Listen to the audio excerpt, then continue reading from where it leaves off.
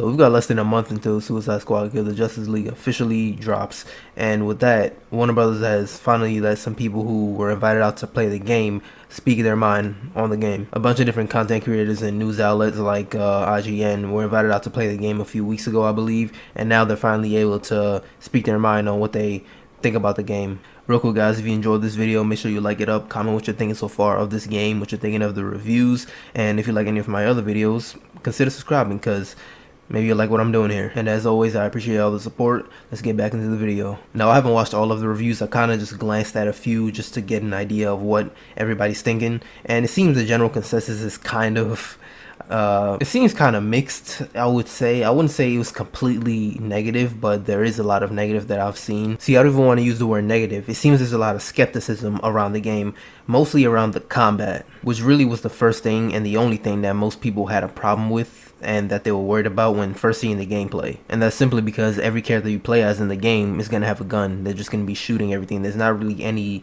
melee combat to see. Now, as I said before, it seems the reviews for this game are pretty mixed, but it's weird right now. It seems like the more news outlets, like, you know, IGN, GameSpots, all those, seem to be leaning more towards the negative side. Even if they're not completely negative, they lean more towards that. Then you have the more kind of smaller content creators or even bigger content creators. They're a little nicer towards the game. They're not completely negative or even completely positive. They do have their issues with the game, but they definitely seem nicer than the news outlets that are reviewing the game. And yeah, that does make sense because these news outlets, you know, they can really say whatever they want, and regardless, they'll be invited to these events later on because they need to be, you know, there need to be people reviewing these games. And with these content creators, they're not as, like, I guess you could say, official per se as these news outlets, so they probably want to watch what they say when going to these types of events. Now, of course, there are content creators who will say what they want to say, who will say what they believe needs to be said, which, of course, is what we want. Like I said before, most of the controversy around the game is about the gameplay and not the story. Even IGN, they were saying in their video that the best part of this game is probably the story.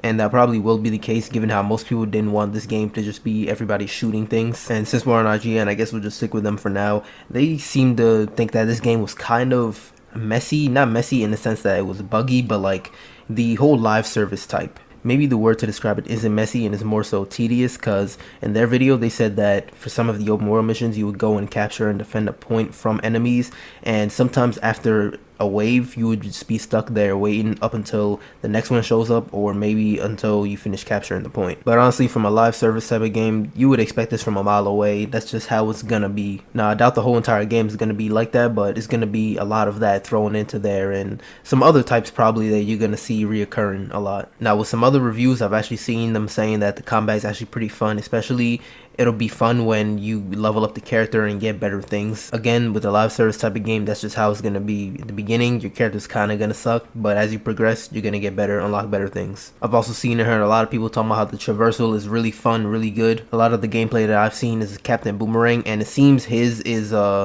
based off of the Speed Force gauntlet. So he uses the boomerang and somehow connected with the Speed Force, and you throw it, you pretty much teleport to wherever the boomerang goes. And it also seems like he uses the Speed Force gauntlet to run up walls fast. And you know, we've already seen the other traversals also, like Harley Quinn uses the Batman's grapple and a drone to swing around the city. Deadshot uses his jetpack, and King Shark just jumps really far. So to be honest, from these reviews, I don't think we really learned much apart from other people's experiences of the game. We don't really see too much other than what Rocksteady and the team has showed us already, which I think is fine because I feel like we've already seen too much for this game, especially with the leaks and if they're true.